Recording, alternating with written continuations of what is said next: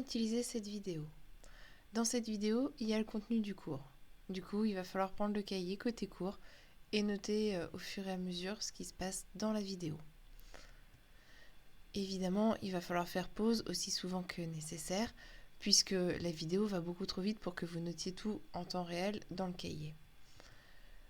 Pendant l'heure de cours, je suis disponible sur Teams pour poser toutes les questions que vous pourriez avoir, donc n'hésitez pas.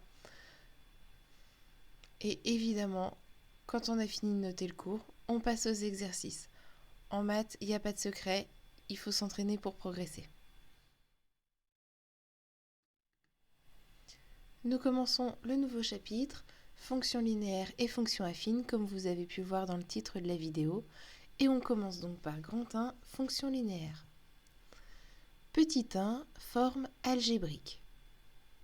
Concrètement, ça veut dire qu'on va parler de la formule. Définition. Soit petit f une fonction. Petit f est une fonction linéaire s'il existe un nombre petit a, tel que pour tout nombre x, f de x est égal à ax. Ça, c'est ce qu'on a vu ensemble déjà dans l'activité. Le nombre petit a est le coefficient de la fonction linéaire. La définition est complète, on peut l'encadrer. Passons maintenant à des exemples. Premier exemple, on a la fonction f qui à x associe moins 3x. Cette fonction est une fonction linéaire de coefficient moins 3. Prenons maintenant une autre fonction, g qui à x associe x au carré. Cette fonction-là n'est pas une fonction linéaire, puisque vous voyez ici on a du x au carré qui n'est pas du tout à sa place d'après la définition. Une propriété maintenant.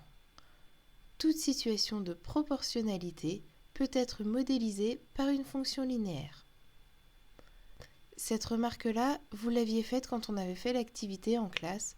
Vous aviez tout de suite reconnu une situation de proportionnalité quand on regardait le prix total en fonction du nombre de billets qu'on achetait. Du coup, normalement, ça ne vous paraît pas surprenant qu'on ajoute ça dans le cours.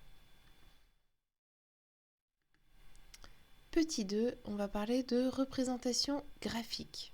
C'était le morceau que j'avais rajouté à la fin de l'activité, juste avant la fin de l'heure vendredi. Propriété. Dans un repère, la représentation graphique d'une fonction linéaire est une droite passant par l'origine du repère. Évidemment, on va passer à un exemple. Voilà notre exemple. Je nous ai préparé tout de suite le repère dont on va avoir besoin, mais bon, vous pouvez attendre 5 minutes avant de le faire. La fonction qu'on va étudier ici, c'est la fonction qui à x associe moins 2x. Donc on voit que c'est une fonction linéaire et son coefficient ici, c'est moins 2. On a pu voir dans les chapitres précédents que pour tracer la courbe représentative d'une fonction, on passe par un tableau de valeurs. Commençons donc avec un tableau de valeurs.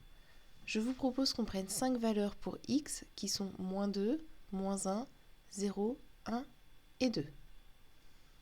Pour chacune de ces valeurs de x, nous allons calculer f de x. Commençons par x égale moins 2. Pour avoir son image, on va utiliser la formule qui nous est donnée tout en haut.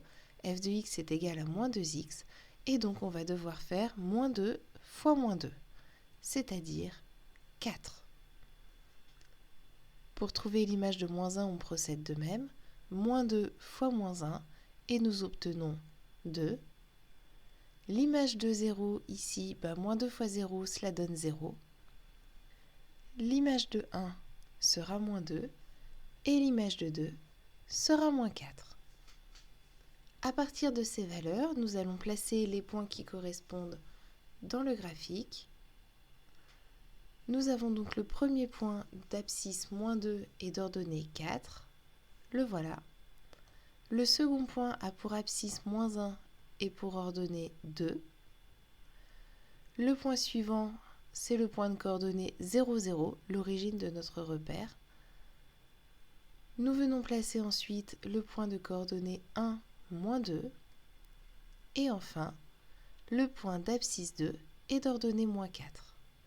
Nous avons placé nos 5 points dans notre repère. Nous pouvons maintenant les relier et nous savons que c'est une fonction affine et que la représentation graphique est une droite. Et donc nous pouvons relier tous ces points par une droite que nous traçons à la règle. Petit 3. Déterminer le coefficient d'une fonction linéaire. Nous allons écrire une méthode. Méthode, le coefficient d'une fonction linéaire peut être déterminé par l'image de 1, puisque f de 1 est égal à a, d'après la formule qu'on nous a donnée pour les fonctions linéaires.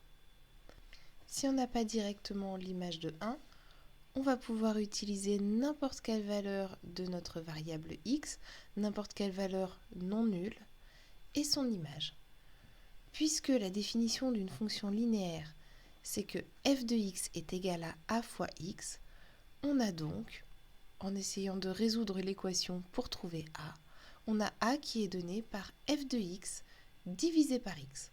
Donc n'importe quelle valeur de x et son image nous permet de calculer a, le coefficient de notre fonction linéaire. Un exemple rapide, ou plutôt une série d'exemples. Nous allons tracer dans notre repère des fonctions linéaires qui sont donc des droites qui passent par le centre de notre repère. Il va y avoir 2 couleurs de droite et je vais vous expliquer pourquoi. Tout d'abord, nous allons tracer une droite comme celle-ci par exemple. Donc cette droite-là, elle va vers le haut et pour moi, elle passe dans la diagonale des carreaux. On va en tracer une autre, toujours en vert, qui est aussi une droite qui monte. Alors celle-ci, elle monte un peu moins fort que la précédente, mais elle va toujours vers le haut quand x devient plus grand. On va tracer une troisième droite qui monte aussi. Donc, celle-ci, elle monte plus fort. Vous faites absolument les pentes que vous voulez, les inclinaisons que vous voulez, à partir du moment où nous avons une droite qui passe par l'origine du repère. Toutes ces droites qui passent par l'origine représentent des fonctions linéaires. Ce qu'ont en commun ces 3 fonctions linéaires, c'est qu'elles ont toutes un coefficient a qui est positif. Donc on peut le noter. Maintenant, nous allons tracer d'autres droites qui passent par l'origine. On va changer de couleur. Donc moi, j'ai choisi la couleur rouge. Et on va faire une première droite. Cette droite-là, elle ne monte plus, elle est en train de descendre. Elle va vers le bas. On peut en tracer une autre qui passe toujours par l'origine, qui descend, mais qui a une inclinaison qui est différente. Et nous allons recommencer encore l'opération avec une troisième droite qui va toujours vers le bas, cette fois-ci un petit peu moins fort, qui passe toujours par l'origine. Les 3 droites rouges que je viens de tracer représentent toutes les 3 des fonctions linéaires puisque ce sont des droites qui passent par l'origine du repère. Et elles ont toutes en commun le fait d'avoir un coefficient a qui est négatif.